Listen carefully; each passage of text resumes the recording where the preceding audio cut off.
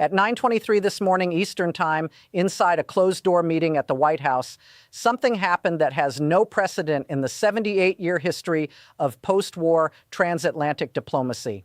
Donald Trump, in a phone call that lasted exactly 14 minutes and 31 seconds, according to 3 sources directly briefed on the conversation, demanded the resignation of Canadian Prime Minister Mark Carney. He did not suggest it. He did not hint at it. He demanded it. And what happened next in Ottawa represents the most consequential moment in U.S.-Canada relations since the War of 1812. I need you to understand the weight of what I am about to tell you. What transpired in the 6 hours following that phone call is not simply a diplomatic story. It is a stress test on whether democratic allies can maintain sovereignty when the world's most powerful nation decides that foreign elections, foreign governments, and foreign leaders are subject to American veto. If you care about what happens to the international order over the next 72 hours, subscribe to this channel right now, turn on notifications, hit that like button, and share this with anyone who needs to understand what is at stake. Let me know in the comments where you are watching from. I am broadcasting from Washington, D.C., at the center of where these decisions are being made. The events unfolding at this very moment will determine whether American power still operates within any recognizable boundaries, or whether we have entered an era in which the President of the United States believes he can hire and fire the leaders of sovereign nations. Here is what we know. 3 independent sources, 2 from the National Security Council staff, and 1 from a senior aide to the Secretary of State, have confirmed the exact sequence of events that unfolded this morning. The call was initiated by Trump at 9:07 a.m. from the Oval Office. It was not scheduled. It was not on any official call sheet. According to the official readout transmitted to my source less than 4 hours ago, Trump opened the conversation by stating that Prime Minister Carney's economic policies, specifically his refusal to lower Canadian interest rates in coordination with anticipated Federal Reserve moves, represented, and I quote directly, a direct threat to American economic security.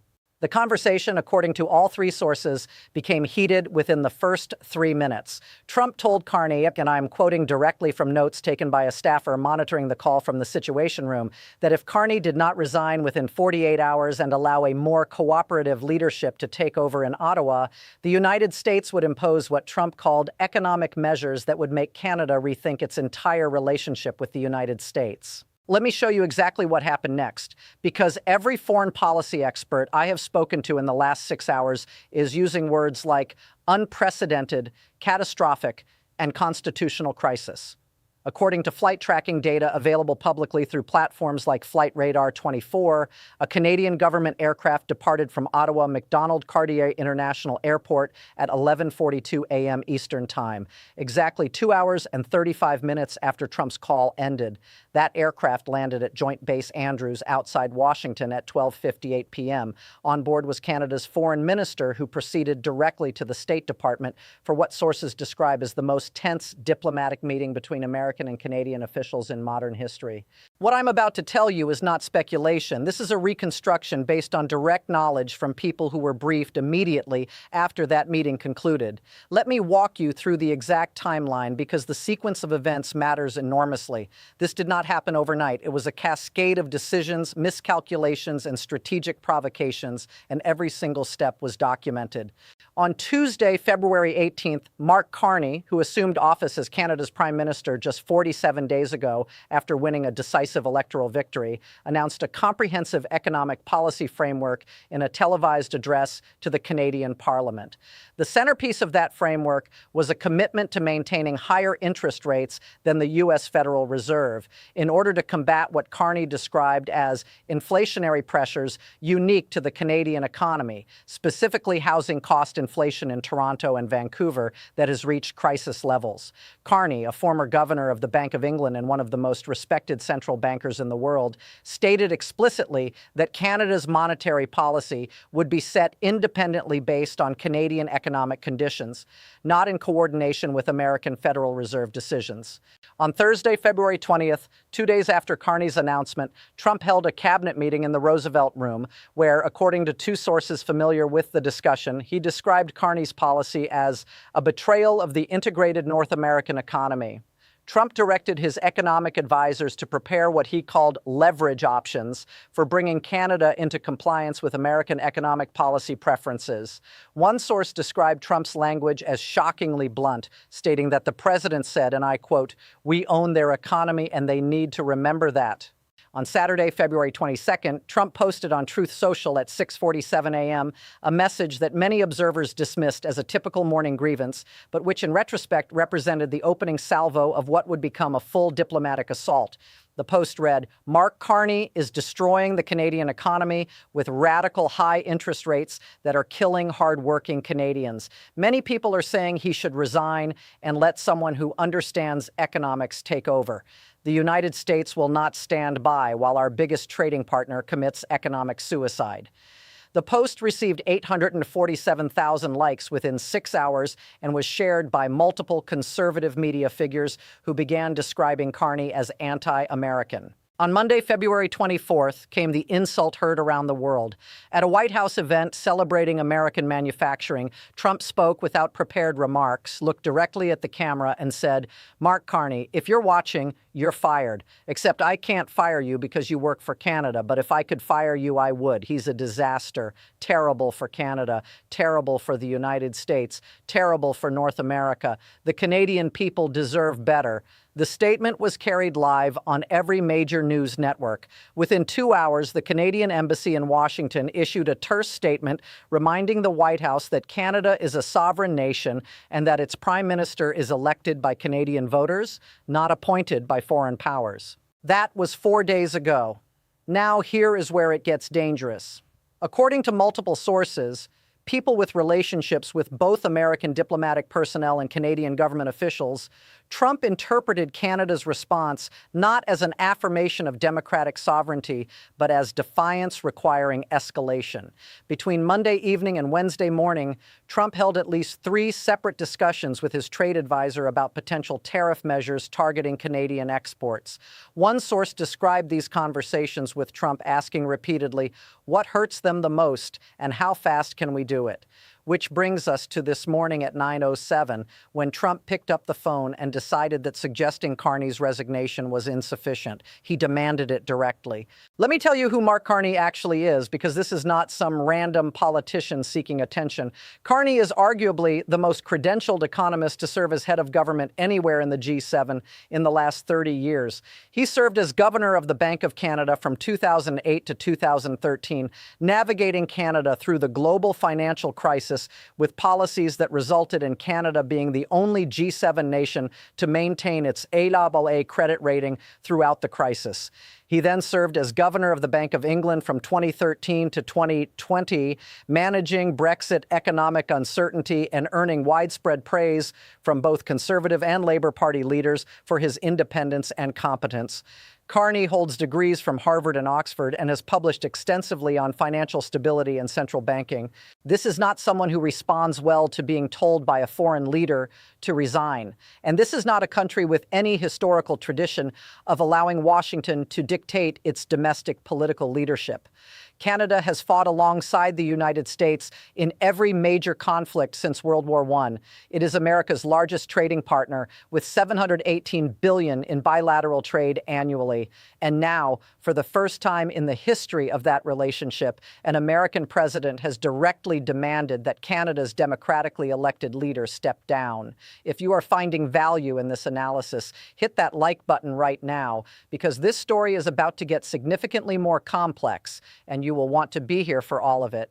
Every like tells the algorithm this story matters and helps push this content to more people who deserve to know the truth about what is happening to the international order right now. Here is what happened at 1:47 p.m. Eastern Time inside the State Department. Canada's foreign minister, accompanied by the Canadian ambassador to the United States, sat across from the Secretary of State in a meeting that lasted 1 hour and 23 minutes. According to someone briefed on the meeting, within 2 hours of its conclusion, the Canadian foreign minister opened by stating that Canada categorically rejects any suggestion that its prime minister should resign based on the demands of a foreign government. The foreign minister then delivered what sources describe as the most pointed diplomatic message Canada has ever sent to the United States in peacetime. The message contained 3 precise elements. First, Canada considers Trump's demand for Carney's resignation to be an unprecedented violation of Canadian sovereignty and an interference in Canada's democratic processes. Second, Canada will not adjust its economic policies based on threats or ultimatums from any foreign power, including the United States.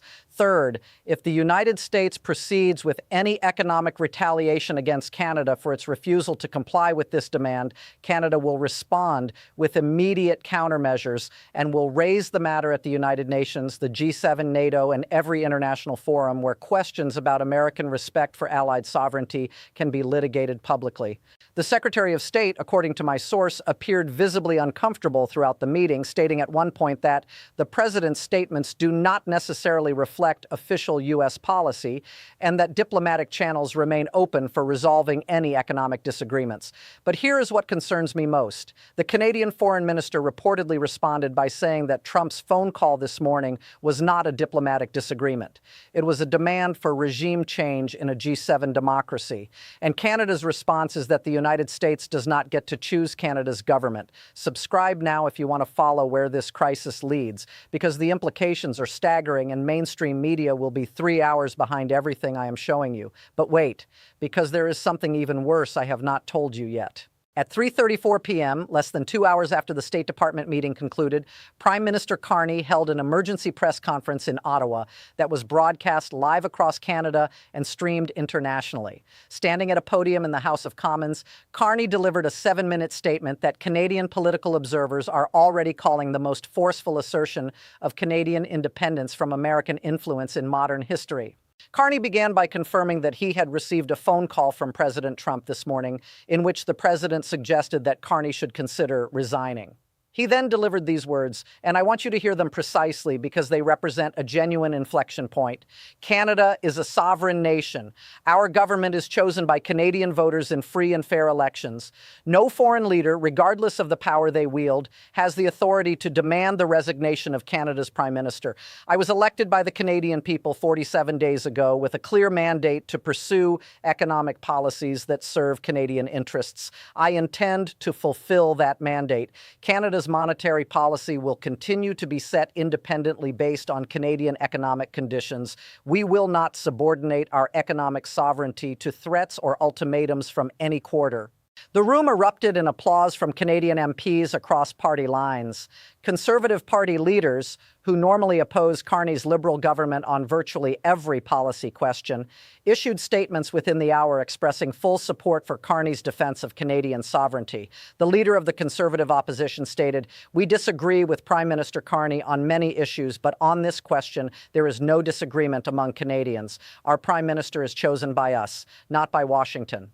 And then it escalated further. At 4:52 p.m., the European Union issued a statement through its High Representative for Foreign Affairs expressing concern about reports of American interference in the democratic processes of allied nations and reaffirming the EU's commitment to the principle that democratic governments are accountable to their own citizens, not to foreign powers. At 5:18 p.m., the United Kingdom's Foreign Secretary issued a carefully worded statement emphasizing the importance of respecting the sovereignty and democratic processes of all nations within the rules-based international order. What you are witnessing is America's closest allies publicly rejecting, in real time, the premise that the United States has the authority to demand leadership changes in democratic countries. This is not a minor diplomatic dust-up. This is the infrastructure of the post-war alliance system beginning to fracture over a fundamental question. Does American power operate within any constraints, or has it become untethered from the norms, institutions, and mutual respect that have governed the democratic world for 78 years? Make sure you are subscribed with notifications turned on, because this story is far from finished. When Canada announces its countermeasures, when the G7 holds its emergency session, when NATO allies begin questioning American leadership, you will see detailed analysis here immediately. Former U.S. Ambassador to Canada David Cohen, who served under 3 different administrations, told CNN this afternoon something that should make everyone pay attention. In 40 years of studying U.S.-Canada relations, I have never seen anything remotely resembling an American president demanding that Canada's prime minister resign. This crosses every line of diplomatic conduct and allied respect. If this becomes normalized, if American presidents believe they can simply demand that allied leaders step down, the entire framework of democratic cooperation collapses.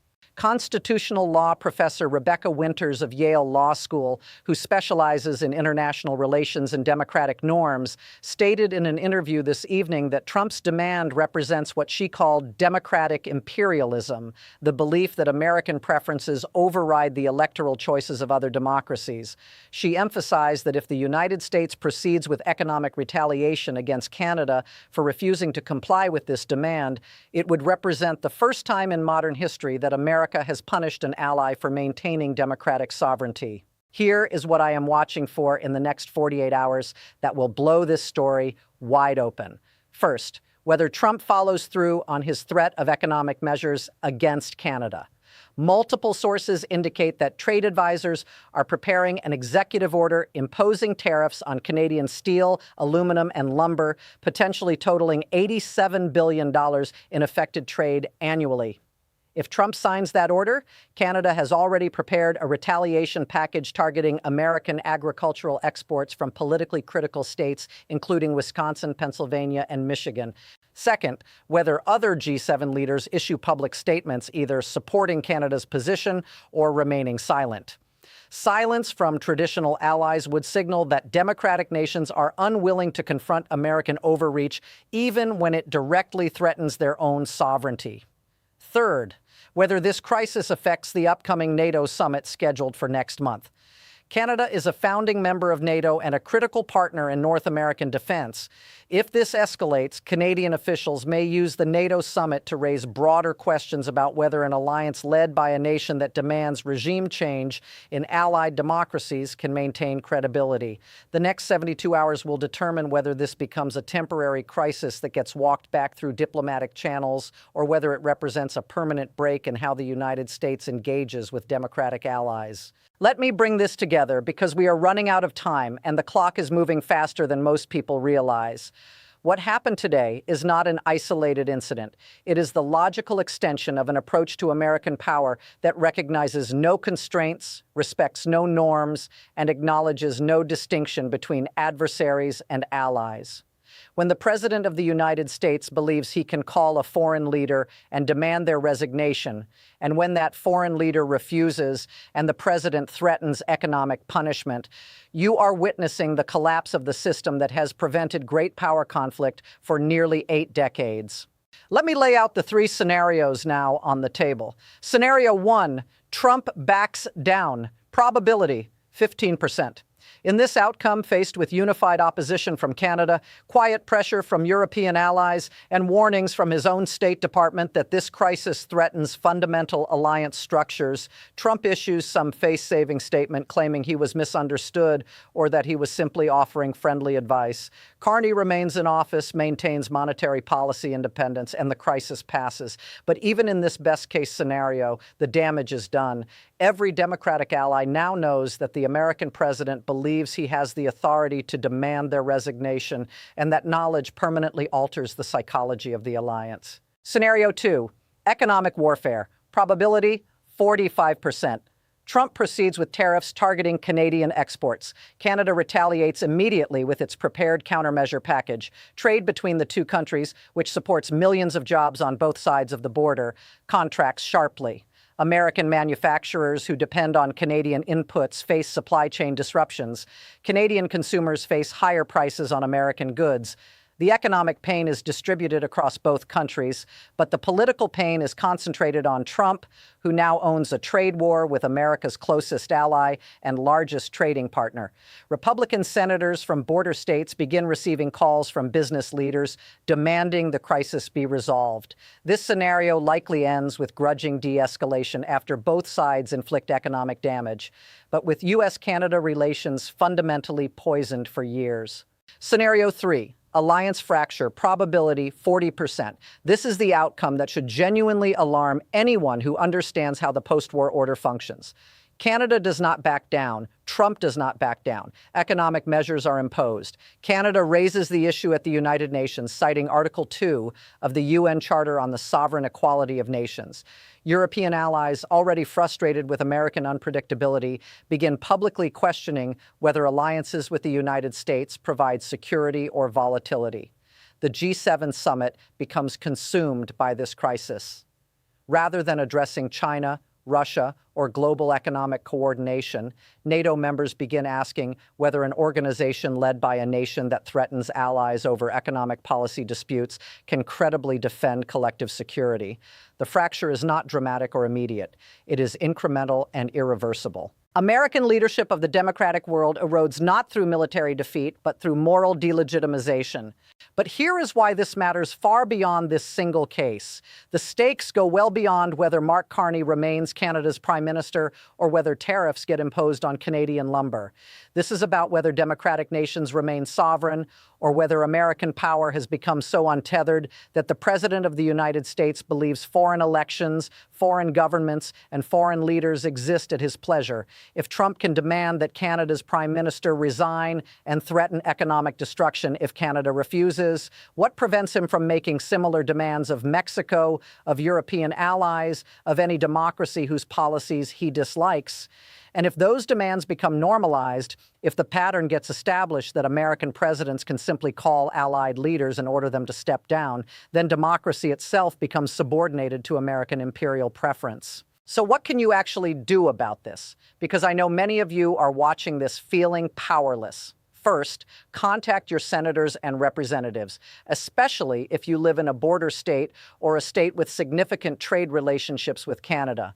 Tell them that threatening allies over democratic sovereignty is unacceptable and that Congress has the constitutional authority to constrain executive overreach in foreign policy. Second, share this video. Most Americans have no idea this crisis is unfolding because mainstream media is 3 hours behind. And when they do cover it, they treat it as a typical Trump controversy rather than a fundamental threat to allied democracy.